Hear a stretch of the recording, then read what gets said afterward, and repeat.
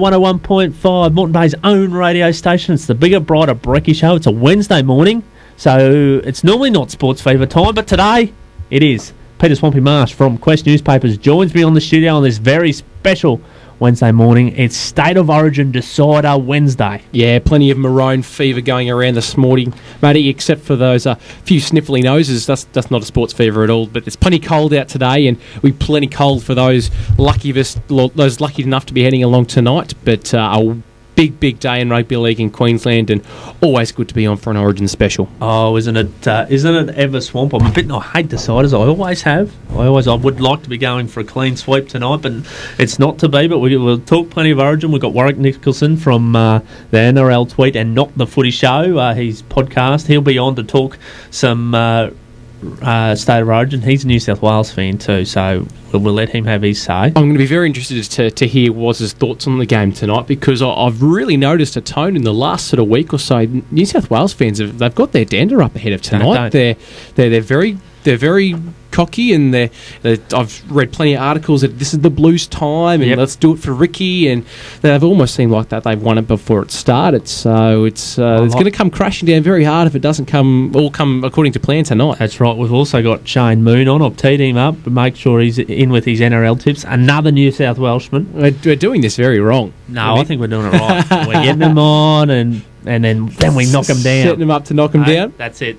We should have played a bit of Tucker's Daughter there to build me up, just to knock me down. I'll find that soon, and that'll be for the New South Welshman. And who else? We've got another special non-Origin related guest on today. No, but still very local to us here. We've got Gary Passion, who is the Australian men's netball team co-captain, and is also turning out for the Caboolture men's netball team in the brand new men's netball challenge that's been set up by Netball Queensland. It's a new initiative, new competition that's been brought in, and the Caboolture side's been doing really well. They've opened their season up with 2 wins, and Gary is one of the marquee players for that side, so he'll be in to tell us a little bit about the challenge and how that Caboolture team will likely go throughout the season. Yes, we're looking forward to that one, and I must apologise to SportsFeva listeners. Last Thursday at the top of the show, we said we'd have some Wimbledon tips.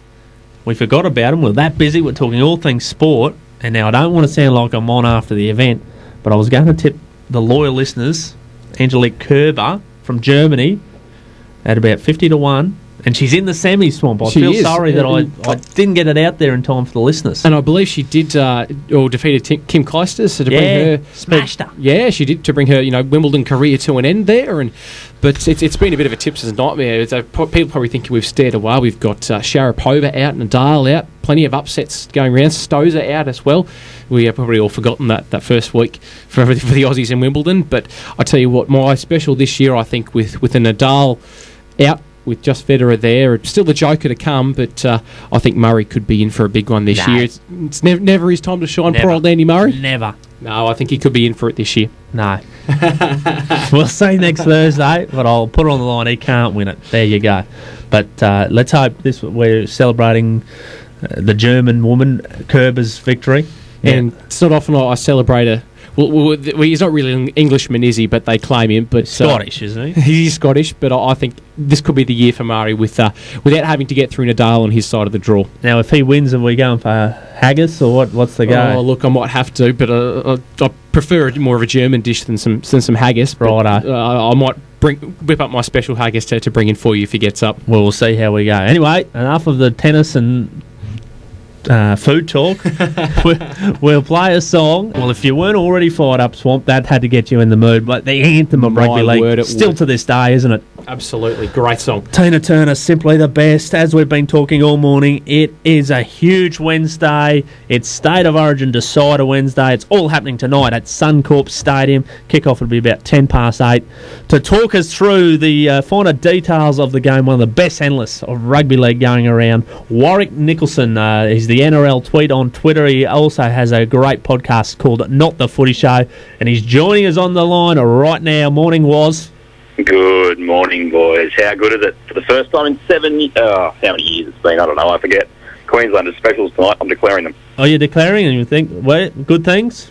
Well, my way my tipping's been going this year, I figure if I pick the team that I don't want to win, I have a big chance of getting the result right. Bit of reverse psychology from you, Waz. So, work's played after 6 years. Yeah, we know you're a proud New South Welshman and a passionate New South Welshman.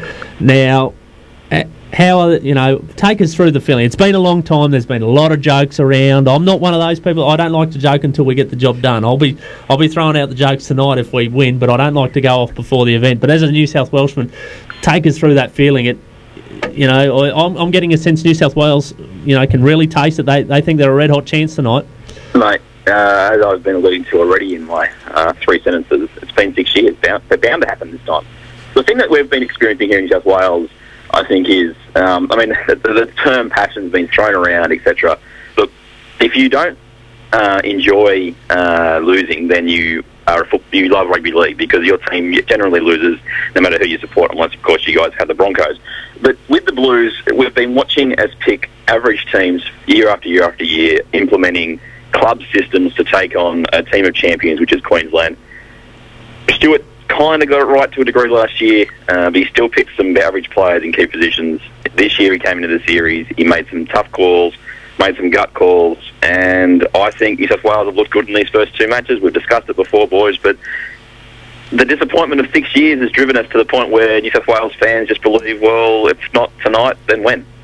It was a very similar situation last year. Queensland won game 1. New South Wales really blew us off the park in game 2, but it was an opening 40 minutes of a blitz from Queensland in game 3 that stole the series and the game. What's the difference this year? What's the key difference for New South Wales that's going to get them over the line in game 3 this year compared to last? I think the fact that there are 4 good reasons why Queensland are in deep poop, if I'm honest. Look at the team that's taking into the game 3 this year versus last year. Now, essentially, there's Ashley Harrison, who's a heart and soul type, who does a lot of those little things that the good players need him to do their best thing. And of course, you've decided to roll the dice with Ben Teo over Ben Taylor. That'll be interesting. But there are 2 massive reasons why Queensland can't go into this game with the same amount of confidence they had last year, and that's no Billy Slater, and that's no Darren Lockyer. Now, you could argue that this time last year, they're 2 of the best 5 players in the game, if not 2 of the best 3. And if New South Wales are fair income, they look at that and say, well, I know we've come up against a team of champions for the last 6 years, but they're missing 2 of the best, if not the best, apart from maybe Cameron Smith. And to me, that's what Queensland have to worry about. And I think you've seen just a little bit of panic from the Queenslanders, particularly with the Dave Taylor omission for Ben Teo. Yeah, hard to disagree with you there. Was 2 of the absolute best, and Darren Lockyer and Billy Slater not fronting up for Queensland tonight. And it was always going to be an interesting decision to see where Meninga went with the fullback position. I personally like Greg Inglis at fullback myself, but it does add that sort of defensive mindset in replacing Nielsen, whereas you would think Matty Bowen would have been the more attacking option and then leaving Inglis at centre. But Queensland haven't played anywhere near their potential for the first 2 games. Can they play that badly again for a game 3?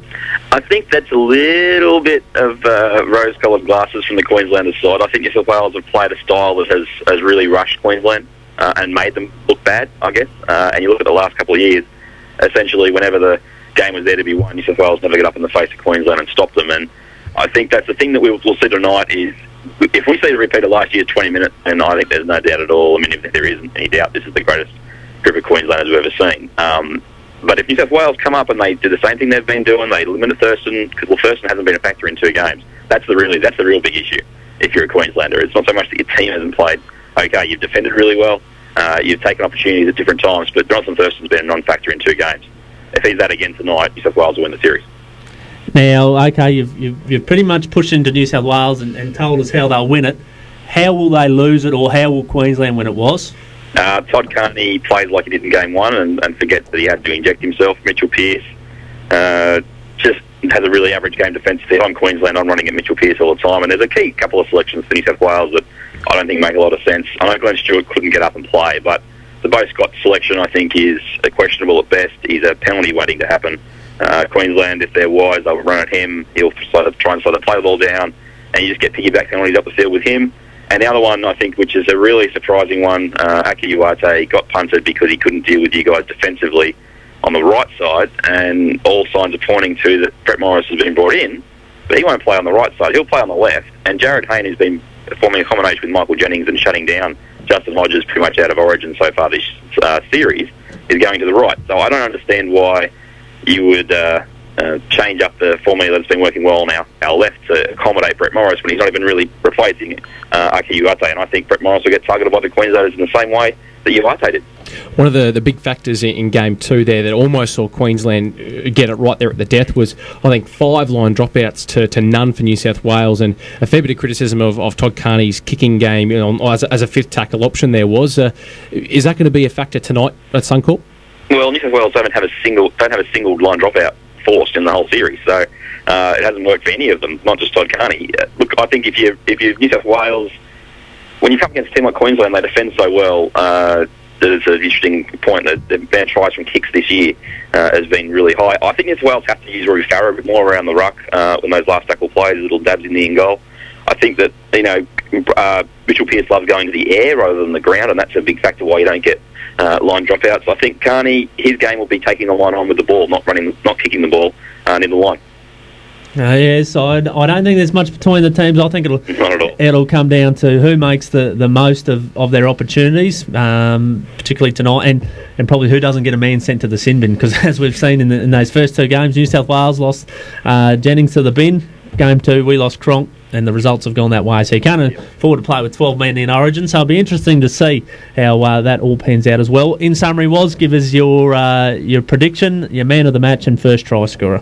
Okay, well, I'm going to start with the first try scorer. I think one of your Queensland wingers will get over. The uncertainty on what New South Wales has done with their wingers is an open invitation to attack. I think you'll see a Green will shift to the left, and he'll find Darius Boyd and he'll score. And I think the overall result, that'll be one of the only 4 tries scored. I think it'll be very low scoring. I'm going 13-12. Have to pick the Blues. Sorry, boys. Sorry, Queenslanders. But, it's our time. And the man of the match, I think, will be... I think probably Robbie Farah will deserve it, but it wouldn't shock me to see Paul Gallen get it, given the media seems to think that he's the greatest thing ever to come out of New South Wales, and he hasn't won a series.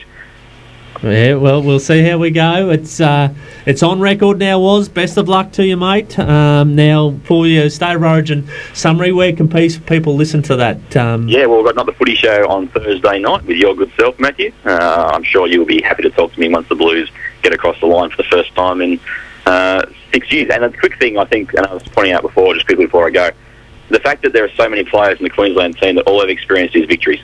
And that leaves the job of Thurston, Smith and Sivanasiva in particular. They've got to teach these guys that, it's not just all winning. And I think that's the biggest thing New South Wales have got from them. They have to win. Queensland as well, they don't know what it's like to lose.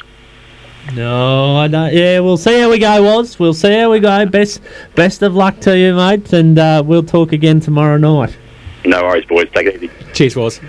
Warwick Nicholson, analyst, rugby league analyst. I'd let him go there, Swamp. We let them, if they want to be confident, let them be confident. For the listeners over there, Matt's finger was just hovering over the dead button that just cuts anyone off. But he's been very civil.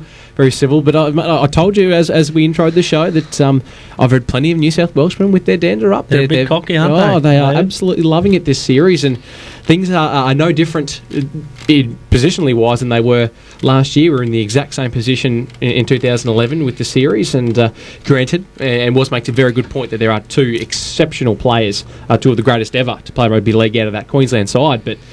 Well, look, I don't know. We could have run away with that game too. We were that last 20 minutes. I thought Queensland were the much better team. If Cronk hadn't been sent off, I would have thought that his organisation defence wouldn't have led to those couple of tries while he was off. I still can't look past Queensland, Matty. I think, and I've gone back and rewatched that game too, Swamp, just the other day. I think the fact that Queensland had a 1-0 lead in that series, they played it a bit too calm in that last 20 minutes. They, rather than go for the knockout blow, they thought, well, we've got the insurance policy, we'll just chip away. We're in an Origin, you've really got to go for that knockout blow. I think they played it just a little bit too cool, and New South Wales knew that they had everything on the line. Tonight's a decider in front of 52,000 screaming Queenslanders. Queensland know that you can't play it cool tonight. You've got to go with that knockout blow. We've seen them do it last year. The series are so similar in how they've unfolded. Queensland, New South Wales thought we were lucky to win Game 1. They played better than us in Game 2 last year as well, and they did this year. But I think in Game 3, and it's all going to come down to that first 20 minutes. I'm pretty sure either team will know their fate after that first 20. I think either team will either skip away early. Woz makes a good point about other players like Ashley Harrison being out of Queensland, but I look at the two sides, and in New South Wales I see a good side, a solid side, a side that is ticking the boxes and getting the job done. But you look at that Queensland side, and there's so many X factors and game breakers in there. The likes of Boyd, Cronk, Thurston, Inglis. You could just keep going. The players that Queensland have picked to replace those players that are out would easily fit into a New South Wales side. They're good, solid, will get the job done players, and they wouldn't be in that side had if they weren't going to do that. But Queensland's just got those X factors, and like you said, they didn't really turn it on at the end of game 2. And if they decide to turn it up in that first 20 minutes, or even if the last 20 minutes, if that's what it comes down to, I think Queensland have just got that little bit extra, a little bit of something special to really turn it on and steal the win. Yeah, no, I'm looking forward to it, and I'm quietly confident, Swamp. I think we'll win. We will win. Give us a tip. I'm going to go Queensland 25-12. 25-12. I'm thinking along the same lines, matey. I like Queensland. I'm going to say by about 2 tries. I'll go 24-12 just to mix it up a little bit from yours. Yep. I think it's going to be really close, and I think that last try will come in the last sort of 10 minutes or so. I don't think there's going to be more than 1 or 2 tries in it for the entire night, which should lead to an absolutely cracking contest. And for anyone going alongside, we must mention as well, get along early, watch the Queensland residents versus the New South Wales Cup side. It's plenty of Redcliffe Dolphins in that side, 5 now with the inclusion of Joe Bond over the weekend, and going to be as good a clash, I think, as the Origin. I wish I was going along tonight just so I could watch the Residents game, and I wish it was showing on Channel 9, but it's going to be a really good clash beforehand. Yeah, no, I can't wait. Hopefully QRL do what they did last year. They showed extended highlights on their website the day after the game, which was great to see that. So, but good luck. Joe Bond, an unlucky omission when teams were first announced, but into that side, well deserved, because he's all bias aside, he's the form player of the Queensland Cup, and there's talking to some long-term supporters there at the Dolphins, and this is a fair rap that a lot of them have seen some amazing attacking players over the time, but over the last month or so of football, I don't think they've seen such an amazing attacking player, and some of those brilliant players that Joe Bond has pulled off for the Dolphins the last month have just been amazing. And combine that with, we could talk at length about what those other 4 players bring to the team in Nick Sliney, Luke Capewell, Chris Farrell and Liam Georgetown, and Queensland got a really good strong side there, and more reason to get along and watch and cheer those boys along. They're all locals. They all turn out for Redcliffe week after week and are really quality players. And as we said, we had Chris Farrell on the show last week, skipper of the Dolphins, and in that Residents time side, as you said. Any Dolphins fans, of course, remember Ryan Carr playing for the Finns last year. He's playing halfback for that New South Wales Residents team. So a real Dolphins flavour, and a credit again to the Redcliffe recruiting team to see the calibre of players that are in that team at the moment. And of course, if Justin Hunt hadn't have made his name for South Sydney in the last couple of weeks, no doubt he would have been in that New South Wales Residents team as well, because he'd been in great form in New South Wales Cup prior to his NRL call-up. So that'll be a great game. Let's hope Queensland can make it a double. We've gone okay so far. We won the under-18s prior to game 2, so let's go, Swamp. I'm very nervous. I hate deciders. I'd prefer a clean sweep, but not a lot we can do about it now, is there? Well, for all the listeners out there, it's cold in here, but if it wasn't, Matty, I'm pretty sure you'd be sweating bullets. You're a bit of a nervous man this morning, but I agree with you. I'm quietly confident I think we'll be okay tonight. Yes, fingers crossed. Now, and who did you say for first try, Swamp? Who do you... Look, I think Inglis, the very good point. It's been made over and over again, but it's a very good one. Is it when he's on that left side, you know where he is, you know where he's going to be. But when he's at fullback, he could be anywhere in the field at any time. And a man of his stature, with his power, with his skills, he's going to be a real handful tonight. So I'm tipping Inglis. I'm picking a line break on about the 30-metre line to burst through and dive under the black dot for the first try for Queensland. Yes, fantastic. And man of the match? Oh, look, I'm tipping a big one from Petro. I think if Queensland get up and Petro delivers the game that we all know that he's capable of, I think you can't go past him as the sentimental favourite. I'm going a double for the same player. Cooper Cronk, I think he's played well, but I just think he hasn't hit what we have seen of him in that Origin. I think tonight Cooper Cronk becomes an Origin legend. I really do. I think he'll have an enormous game. I think he'll dummy from about 20 out to score the first try. and he'll go on to lead Queensland. He'll be your man of the match as well. He came back after he got sent off and played like an absolute man possessed in that second game, and if he can do that for 80 minutes in Game 3, I find it hard to disagree with you there. He's a wonderful talent. Yep, no, and you mentioned Inglis from the back. I hope now that he's playing fullback too, we get to see some of those amazing bombs he's put up. I thought Lockyer was the best bomber I'd ever seen. Inglis takes it to a new level. I was at Suncorp when the Broncos played the Rabbitohs. I was actually sitting behind the Rabbitohs line, and he sent up a bomb that I swear went outside the roof of Suncorp. It had frost on it coming back down. It was absolutely huge. He looks, the funny thing about it, he just seems to throw it on the boot. There doesn't seem to be a lot of effort behind it, but geez, they go up, and if you're flying over Suncorp tonight, be careful for a Greg Inglis bomb. Someone has let NASA know, haven't they? Yep, NASA or Qantas or something. Just steer clear of the flight zone over Suncorp. It's 28, just gone 29 minutes past 8. Time for a quick word from our sponsors. Bon Jovi wanted dead or alive, and those wanted dead or alive posters have been taken down off the Caboolture Sports Club window with the picture of Shane Moon on them because, unbelievably, Mooney, you got the money last week. I told you I'm a legend. I was just out of form there for a little while, mate. You only won by one. Let's not get carried away. And it was a short week. I think you might have got lucky, but and I think the fact that Jan was a Cowboys fan and was too loyal to the Cowboys despite Jonathan Thurston and Matty Scott being out and stuck with the Cowboys. But you got the money, and credit where credit is due. Mate, I stuck with Parramatta. That's no excuse. It just wasn't as good as me. No, fair enough. We'll let you gloat. And before we get into tips, we know you're a New South Welshman, so tip them or whatever you want to do, Mooney. Get it out of the way. Hurry up. Mate, the dynasty begins tonight. It's all over for the Maroons. It's now New South Wales time to control. Sorry, mate. Mooney, you're breaking up there a little bit, mate. Was that a Queensland victory tonight that you tipped? Not likely. Where are the blue colours, guys? Where are the blue colours?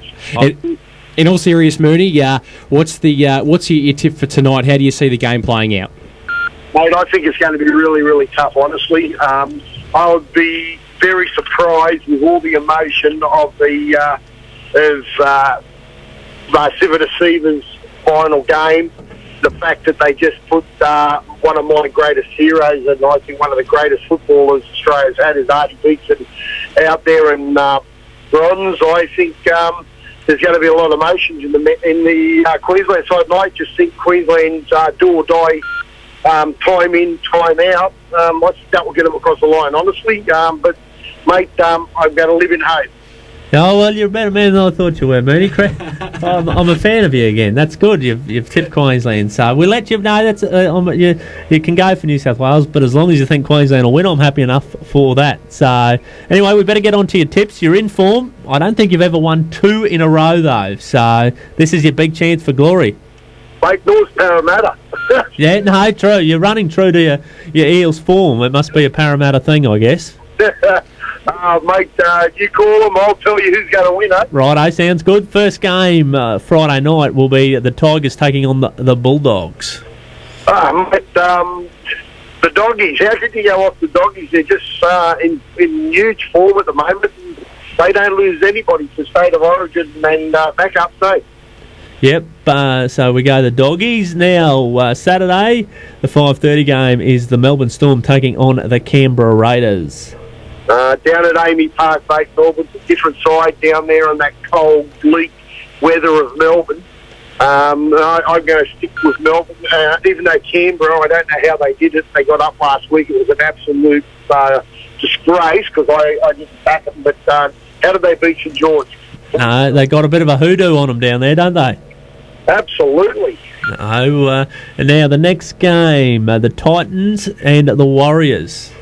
Mate, home game for Titans. Come on, Titans. You're going to kick these Kiwi bottoms. And, mate, the Kiwis don't like to travel across the ditch because it's a bit far from Rome.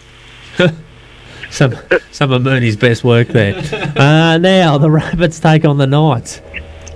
Mate, South, I think the Rabbits are playing good football, mate. They've got a couple of the big boys back. And I think Taylor is going to be greatly missed by Queensland. I think he is a linchpin for the Queensland side in the future, and I think he's going to prove it against Newcastle again like he did on the weekend.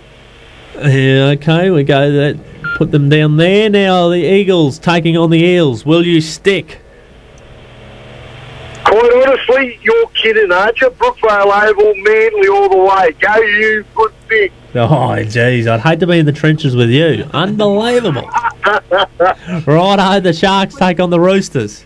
Mate, I'm going to go with the Sharks. I think they're playing some good football. I think they're doing really well. And Gallen backing up, I don't think it's a problem. Tom Carney backing up. Hopefully it won't be a problem. I'm going to go Sharkies down there, mate. Home game, Sharkies. Go get them. The Sharkies. Now, Swamp, who have we got this week and then how many different? We've got Aaron's phoned in this week and we have 3 different. He's a Tigers fan and he's tipping them to get over the Bulldogs. He likes Newcastle over South Sydney. Thinks the Newcastle boys have realised that perhaps there's a man with a lot of coin watching over them that might be playing for a few of their contracts. So he's tipped Newcastle to get over Souths, and he likes the Roosters to get over an Origin weekend Cronulla. Yeah, mate, he's welcome to his tips. Oh, Mooney's not to be persuaded. Good work, Mooney. We love your work as always. Well, not really, but we better say that. And hopefully, see if you can get 2 from 2. And look forward to talking to you next Thursday. Absolutely, and it's going to be good to be able to be allowed back into the sports club from here. I get banned every time I lose these days. Patchy says he can't afford them. No, well, you better make the most of it this week, and it's a longer week this week because we're on a Wednesday, so you've got you've got an extra day to get there this time as well. So make the most of it. Yeah, I know, mate. I've got to live out and dine out on the nation. Yep, good on you, good on you, Mooney. Talk to you next week. Catch you later, guys. Catch you Cheers. and go the Blues. Yep, switching off now. Gone. Cheers, Mooney. Bye, guys. There we go, Swampy. Of course, Aaron and Mooney doing battle, and if Aaron wins, he wins a $50 voucher from our sponsor, Caboolture Sports Club. So good luck to Aaron and Mooney. He tipped Queensland. He did. He's a man that speaks some sense when he wants to, but he just chooses to switch that little switch when he comes to talking New South Wales and Parramatta, although you'd hardly go against the sense of tipping Manly to get over Parramatta. They're shocking form, the Eels, and I think I read this morning that they're about to drop Willie Tonga back to the New South Wales Cup. So, not good things going on there for the poor old Eels. Been a smart move by Willie Tonga, isn't it? Leave the Cowboys for the Eels. Good work, Willie. Some of your best. It's 19-9 here on 101.5. 17 minutes to 9 here on SportsFeva. Now, Swampy, we've spoke a lot about rugby league this morning, but we've got another interesting guest coming up right now. Yeah, absolutely. On the line, we've got Australian men's netball team co-captain and star player for Caboolture in the brand new Men's Netball Challenge, Gary Passion. Good morning, Gary. Good morning, guys. How are we? Yeah, very good this morning, mate. First of all, there's probably a fair few people out there that hadn't had a chance to get across the Men's Netball Challenge yet. Tell us a little bit about the competition. Look, it's a bit of a brand new initiative from Netball Queensland. The guys have been playing the game in men's and mixed for many years now, and Netball Queensland have got on board and essentially made something that the guys have been doing probably socially and doing their own competitions for years, and made it into I guess a very well organised and official competition. And there's 7 teams from around southeast Queensland, and it's going strong so far. We've got some very good players on board and a lot of guys who have been playing the sport for a while but new at this level, and they're certainly already coming on strong. It's really good. Now, I know there's a fair few guys in there from not only the outdoor game but the indoor game of netball and other sports. Is it a wide variety of people from sort of all walks of the sports life coming to play netball? Yeah, definitely. Look, I would say the majority of the guys would play indoor. That's probably in both mixed and men's. That's probably the most I guess, accessible to most players at the moment. And so I'd be very surprised if there weren't any guys actually playing both at the moment. But there's most of the fellas playing at the moment have had a taste of the full court game or the outdoor game, and certainly they are very keen to get on board. And we've got a few guys who have never played it before but have played and even state players at indoor who are now coming for the first time playing the outdoor game, and already their comments are very positive, and I would imagine no one would ever go away from the indoor netball game, but certainly it's bringing a new element to, I guess, to the choices these guys have got. So it's great. And a real strength in the Moreton Bay region here too. Of course, you're playing for the Caboolture side, but we've also got 2 teams from the Semner Netball Association, which is based in North Lakes, and I believe the Pine Rivers Netball Association was only 1 or 2 players short of fielding a team in this year's competition as well, but things looking very good for next year. So almost 4 teams out of 8 there just from this Moreton Bay region, Gary. Is that a real testament to the strength of the game in the region here? Oh, I think so for sure. It's certainly grown both in the female sport, obviously, over the last 10 years especially now, but certainly with the guys as well. It's from the indoor competition, our Caboolture team actually won the main state Super League last year, and that's a very, as you said, a testament to how it's grown in our area, and we've taken that across now to the outdoor game, and certainly with Semner on board now, they're certainly got a couple of strong teams as well. So, and as you said, Pine Rivers are very keen. From their association point of view, just weren't quite there this year, but I'd be very surprised if they didn't have a team in next year, that's for sure. Any thoughts, Gary, on netball's always probably been considered exclusively a women's game. We have seen men play it, but I can see no reason in watching the sport itself. It's a great spectator sport. Why it has never made that crossover that we're seeing now to the men's game. Any thoughts on that? Oh, look, I think it's just people's awareness and accessibility to it. I know for sure, after being involved with it for many years, that men and women alike who know the sport, as soon as they see the men's game for the first time, they're pretty much captivated by it. I guess something different to start with, but then they certainly realise that the guys have the same skill set, and they add to it, a bit more of a physical game and an aerial game, and that certainly, brings people back to watch, there's no doubt. It's just a matter of, hopefully getting a bit more exposure to it, and this competition, if we can get a few people along to watch, we'll certainly do that for sure. Now, there is the same rules that the traditional game of netball is played by, but there are a few little key differences that make the men's game a bit of a spectacle in itself, Gary. I believe one of them is the goaltending. Well, there's no goaltending or traditional goaltending rule like we see in basketball. Of course, there's no rule like that in the women's game as well, but tends to be used a little bit more in the men's game to make things a little bit more exciting.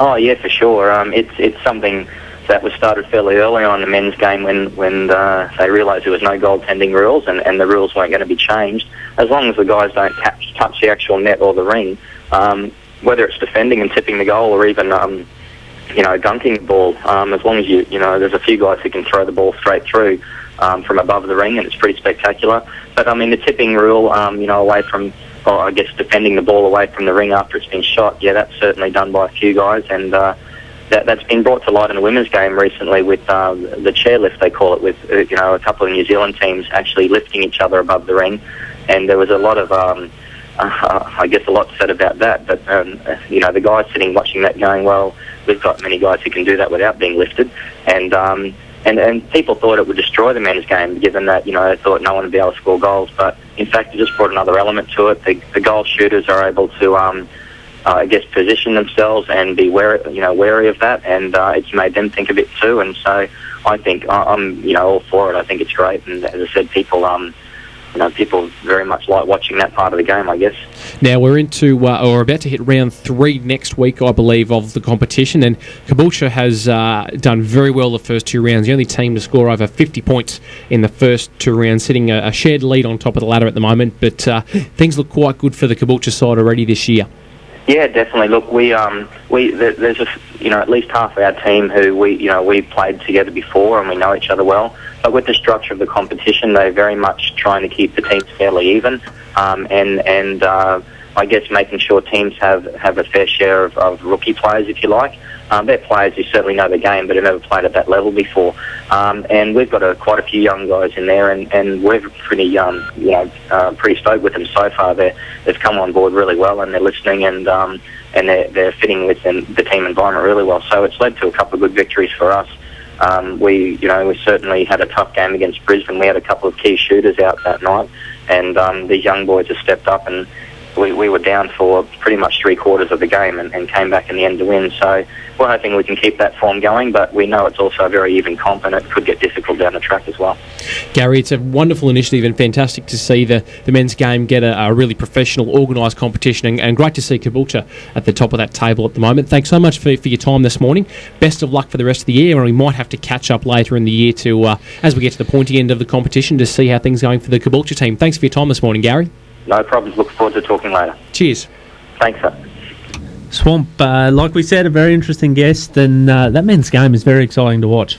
And that goal, that key point on the men tend to be able to, I'm loath to use the word exploit, but it's sort of take advantage of that no goaltending rule that does exist in netball. It adds a really extra element, and anyone that's watched basketball knows some of the most exciting things is seeing a shot just get dramatically blocked and sort of, send it outside the court, and that's what the men in the netball game are doing there. As Gary said, as long as they don't make contact with the shooter, it's sort of a bit of free game once they're on the air. So it's a really exciting game, and definitely contact the local associations once you if you're interested in playing that next season that comes along. It's such a quick game, netball too, isn't it? What we see, we're both basketball fans here, but netball blows it away in regards to the speed of the game. It is end-to-end stuff constantly, and it's great to watch, and I encourage people, if they're looking to play or looking to get along to watch the game, make the most of it. While we're on netball, Queensland Firebirds just fell short this season, couldn't make the finals. They made a bit of a late charge, but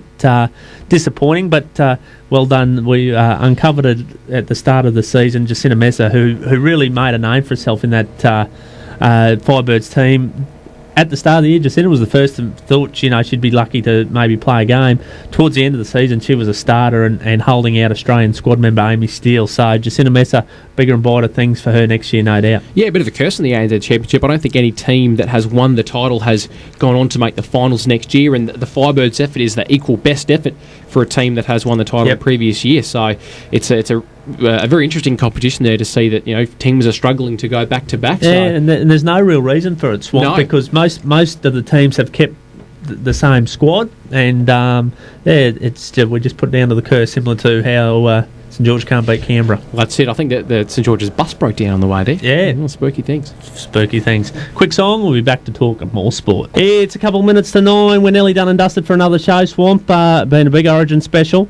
Absolutely. But we wouldn't be a SportsFeva if we didn't talk about the Dolphins. A big game this Sunday at Davies Park. They take on South Logan in all 3 grades. So good luck to the Dolphins in that game. But a bit of news for the Dolphins. They play that big match at Kilcoy, we've mentioned a few times, next Sunday, the 15th. And for anyone looking to go along to that, there is a $10 bus ticket that you can catch a bus from the club. Only $10. And included in that is, if you're not already a season member, a ticket holder for Dolphin Oval, you'll get a season ticket for the remaining 4 games. So for $10, you're getting, I'd reckon, nearly $80 worth of value. And roughly. all the Dolphins season ticket holders out there already, that will also cover this game at Kilcoy as well. So no excuse not to get out to Kilcoy and cheer the boys on. That'll be fantastic. And also that big game that we're looking for that will decide the Herald Cup, Wynnum versus the Dolphins, top of the table clash. That's going to be a past players day. So anyone that's been a senior player across any of the grades at the Dolphins, there'll be discounted entry and discounted, I think free entry and discounted drink vouchers on the day, so that's great value. If you're interested, and you're a former Dolphins player and interested in getting along to that, contact Kirsty at dolphinsleagues.com.au, send her an email, Kirsty at Dolphinsleagues, or ring the Leagues Club, and you just throw their number into Google and it'll come up. Anyway, Swamp, we're done, dusted, time to go. Go the Maroons. Absolutely, go the Maroons. Final, anything else before we go, Swamp? Must make a very quick mention of the Caboolture Snakes. They take on Kawana this weekend in the Sunshine Coast Gympie Rugby League. That will decide the first place there and could decide the minor premiership. So go the Snakies as well. Go the Snakes, go the Dolphins, go the Maroons.